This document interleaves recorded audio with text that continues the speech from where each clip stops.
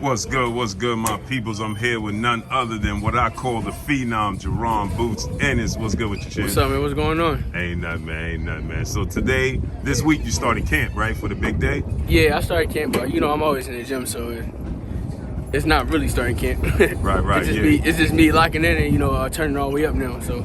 Now, what you think about this big day, man? It's gonna be a co-main event on pay-per-view, man, right. on a massive card. Right. You was gonna headline first, but now it's gonna be the co-main event on the massive pay-per-view card. Yeah. So what you think about that?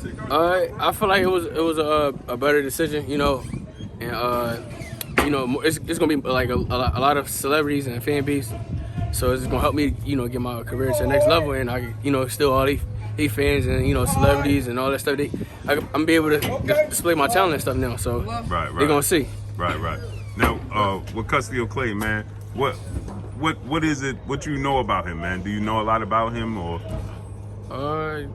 I don't really know too much about it. I just know he's for Lipinets, and that's about it. Yeah. I actually thought he won that fight against Sergey Lipinets. Yeah. But you was able to stop Sergey. It was a no-brainer who won that fight, right? Right. So, after this is for the IBF Eliminator. Mm-hmm. You know what I mean? And for you to be the mandatory now for Errol Spence and your Dana Ugas fight, man. Right. What you think about that, man? That's a wonderful thing, and all I gotta do is continue to keep making statements, and I'm gonna do that. May 14th. Against Custio Clayton, and after I make this statement, there's no denying me, and they got to see me, and I'm here to make my mark. So it's time for me to take over this game.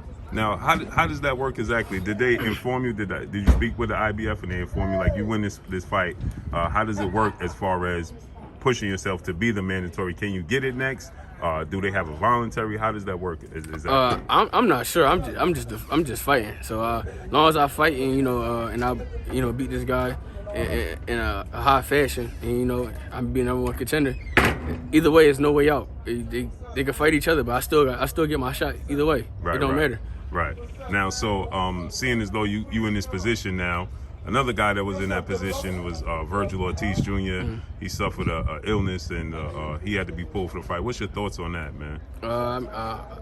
That's crazy that he got sick or whatever. Whatever happened, I don't know what happened. Yeah, it was like they said protein leaked into his blood system, so he had to be hospitalized for a day, and now he's on the shelf. Oh yeah, sorry to hear that, but hopefully he, recover and get back to being healthy, and get back in the mix. Now, again, like you said, you always in shape, right? I just seen you working in tip-top shape, right? It's never much of a difference from the outside looking in. But how do you feel, and how is like your diet and stuff like that? Because initially you was preparing for April 9th, right? Yeah. Well, it was supposed to be April 30th. Okay. I was gonna fight April 30th, and a bigger opportunity came. We took the bigger stage, Right. But everything, just everything the same with me. I had fun to eat what I want. Basically. Right. So now it's being said that you did a big deal with Showtime, and Steven Espinosa, he was talking about it. I talked to Steven Espinosa the other day, and he stated that you on deck. They believe that you got next, right? And that he would love to make fights, the biggest fights he could possibly make with you. Could you attest a little bit about the deal that you did with Showtime? It's nothing to I speak on, Just know I'm with Showtime, and just hop on this journey and watch me, take over this boxing game, and take over Showtime.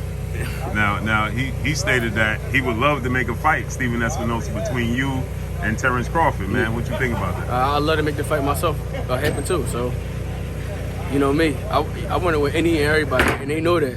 I'm just waiting, and when I get my turn, it's gonna be, it's gonna be me taking over and winning and dominating fashion with anybody, any top guy.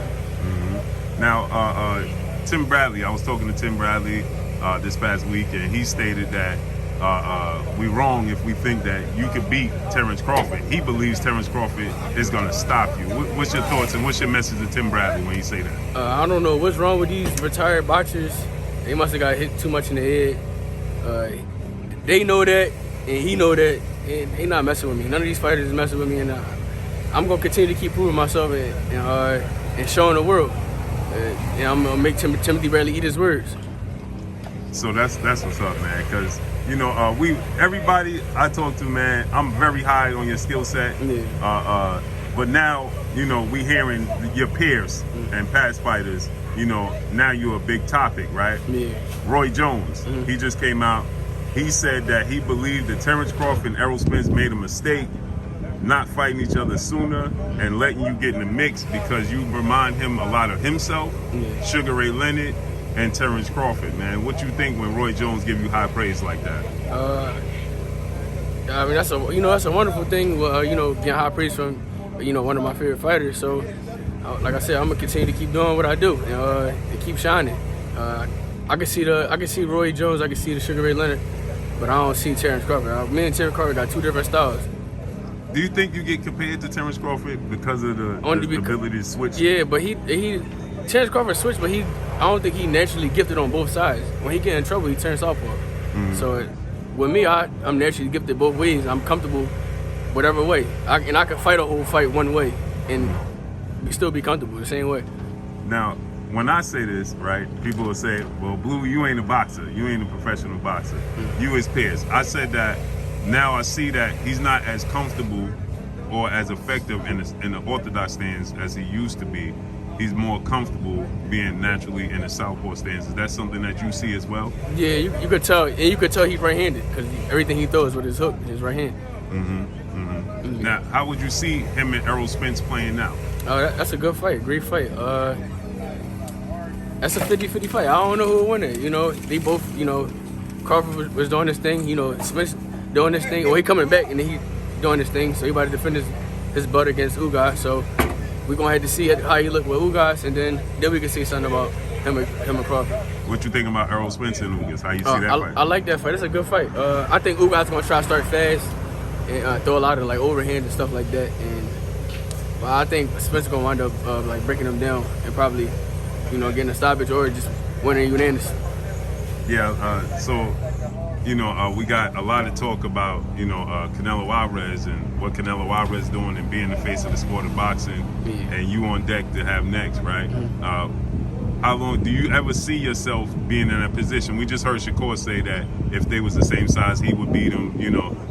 Do you feel like you could beat Canelo and that's a fight that you could possibly get in the future? Because he's only 31. Yeah, I feel like I could beat anybody, and I know I could beat anybody. I'm already in it, I always stay in that gym, man. When I'm locked in, it ain't no turning back. So I'm dangerous at all times. So I feel like I know I could beat anybody. So now, May 14th. No, one more thing I gotta ask you before that. Terence Crawford was talking about a fight with him and Jermell Charlo. Jermell Charlo, you're gonna be on that card. Jermell Charlo told him he better focus on 147. He got Boots there. He got Earl. He got plenty of fights there. Keith Thurman. What you think about how would a fight play out between Terence Crawford and Jermell Charlo? That's a good fight, but I feel like Crawford shouldn't just jump in with a top guy. I feel like he should be like a warm-up fight at 54 because he don't know how his body gonna feel at that weight. Right. Especially them guys at 54 come down from like 190. Right. You don't know how you gonna react to getting hit by a 54 pounder. So now, what about you and Keith Thurman? You think that's a fight? Let's say Errol and Terence fight.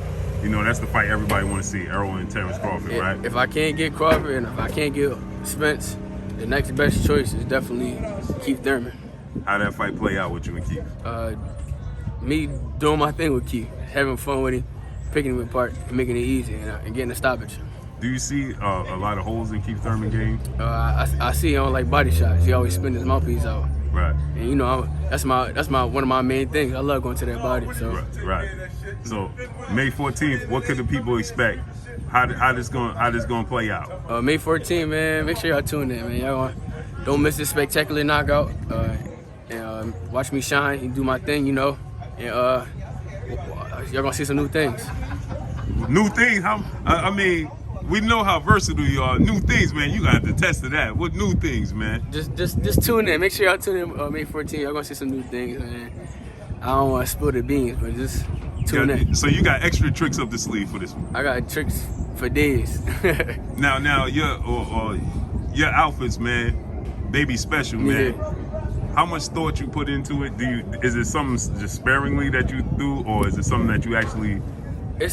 Like the color scheme. Honestly, it's just how I'm feeling. Like what colors I want to wear, just how I'm feeling. And if one day I pop up and be like, dang, I want to wear these colors, so and that's what I do. So y'all gonna see something special on fight night too. something real flashy. Who we gonna have walking you out? Somebody from Philly?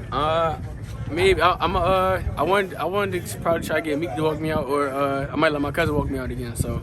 Yeah, cause we just saw Edgar Berlanga, man, and New York came out for him, man. Yeah. Fat Joe was there, all the hip hop artists was there, you know, supporting him, man. So we can expect the same thing. Yeah, probably I'll try to get Meek, Uzi, or let my cousin Nilla walk me out. So, just, you know. And how you feel about the city of Philly getting behind you, man? I feel great having, you know, the city of Philly behind me. They always been supporting me since day one. I can't wait to, you know, bring a world title and then bring the unified title and then the undisputed back to Philadelphia and then do the same thing at the next week. So I'm ready to continue to keep Philly on my back. What you think about Team Crawford saying that you should fight Danny Garcia before you think about fighting him? What can I say? You know, they're gonna say any and everything to not fight me. So at the end of the day, I'm focused on what's in front of me, and then I see them guys next, so or later. It don't matter. They know what's up. They always try and beat around the bush.